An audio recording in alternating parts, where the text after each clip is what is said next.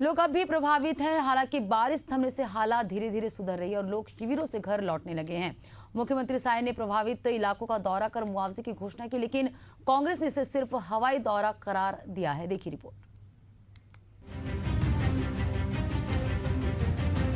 पिछले 90 सालों के रिकॉर्ड के तोड़ बारिश ने इस बार बस्तर में कहर बरपाया है। 2 दर्जन से अधिक गांव जलमग्न हो गए। लोगों का घर, खेत और रोजगार सब बर्बाद हो गए। राहत शिविरों में किसी तरह दिन गुजार रहे प्रभावित लोग अब पानी उतरने पर घर लौटने लगे हैं। मुख्यमंत्री विष्णुदेव साय ने बाढ़ प्रभावित क्षेत्रों का दौरा किया और मुआवजे का ऐलान किया। मुख्यमंत्री साय ने कहा, हवाई निरीक्षण के साथ जमीनी दौरा किया। जिनके घर पूरी तरह से क्षतिग्रस्त हुए हैं उन्हें मदद दी जा रही है। आंशिक क्षति पर 10,000 रुपए की सहायता देंगे। बाढ़ के पानी से 4 जिले प्रभावित हुए हैं। विदेश यात्रा से भी हमने चिंता की। प्रशासन से संपर्क कर आवश्यक दिशा निर्देश दिए थे। पीड़ितों को परेशानी नहीं होने की बात कही थी। रहने खाने पीने की व्यवस्था पूरी करने की बात कही थी। अत्यधिक वृष्टि के कारण बाढ़ के पानी से 4 जिला प्रभावित हुआ, जिसमें विशेषकर बस्तर और दंतेवाड़ा, सुकमा और बीजापुर।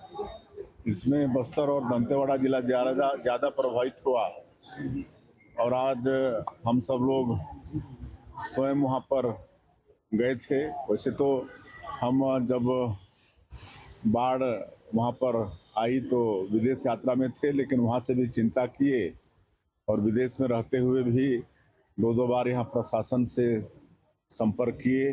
सियोल से हम वर्चुअली बैठक भी किए।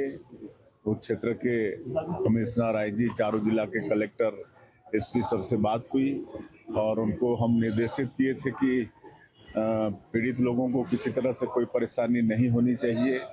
उनके रहने की व्यवस्था, उनके भोजन पानी की व्यवस्था, जो भी जरूरत उनकी आवश्यकता है वो सब पूरी की जाए। कोई शासन प्रशासन की तरफ से कोताही नहीं की जाए। सब हम विदेश में रहते हुए भी चिंता किए थे और माननीय केदार कश्यप जी स्वयं होके आए भी थे और आज हम लोग हवाई सर्वेक्षण भी किए। वहीं कांग्रेस ने मुख्यमंत्री के दौरे को केवल औपचारिक बताते हुए सवाल उठाए हैं। सीएम साय विदेश यात्रा से लौटने के बाद बस्तर आए हैं, लेकिन अब हवाई निरीक्षण से क्या फायदा? सरकार सिर्फ खाना पूर्ति कर रही है। हम मांग करते हैं कि हर प्रभावित परिवार को कम से कम 10 लाख रुपए का मुआवजा दिया जाए। पीसीसी चीफ दीपक बैच का आरोप है,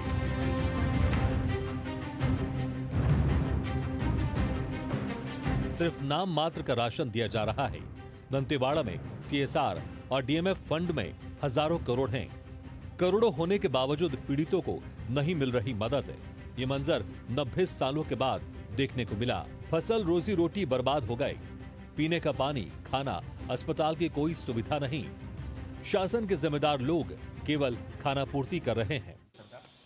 यह सरकार जरा भी संवेदनशील नहीं है जनता के प्रति।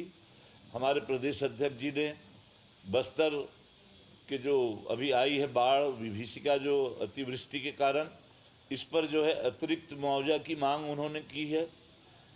कोई भी सरकार के मंत्रियों को वहां दौरा करने का फुर्सत नहीं है। ठीक है, मुख्यमंत्री जी विदेश यात्रा में थे और अभी विदेश यात्रा से आए हैं तो स्वागत करा रहे हैं। उनको तो चाहिए ये था, उनका दायित्व ये बनता है कि तत्काल उसी दिन सीधा एयरपोर्ट से ही सीधा बस्तर का निरीक्षण करना चाहिए। आज जो है, आज हफ्ता 10 दिन हो गया, उसके बाद आज निरीक्षण करने, वो भी हवाई निरीक्षण करने जा रहे हैं, तो क्या मिलेगा उन्हें? तो मुख्यमंत्री को तो घर घर जाना चाहिए, प्रभावितों से पूछना चाहिए, पीड़ित से पूछना चाहिए उन्हें तकलीफ क्या है।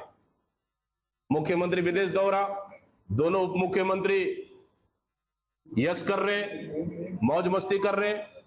जिम्मेदार मंत्रियां कोई प्रभावितों से मिला नहीं, कोई मिले भी तो सिर्फ फोटो सेशन तक सीमित रहे। आखिर कब तक उनके आंसू को कौन पोंछेगा?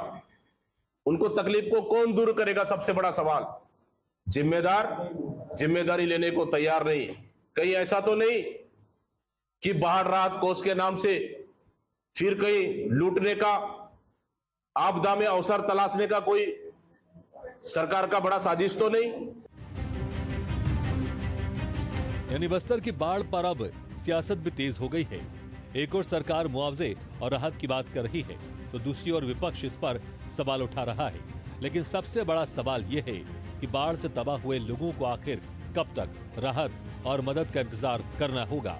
एशियन न्यूज के लिए शशिकांत साहू की रिपोर्ट।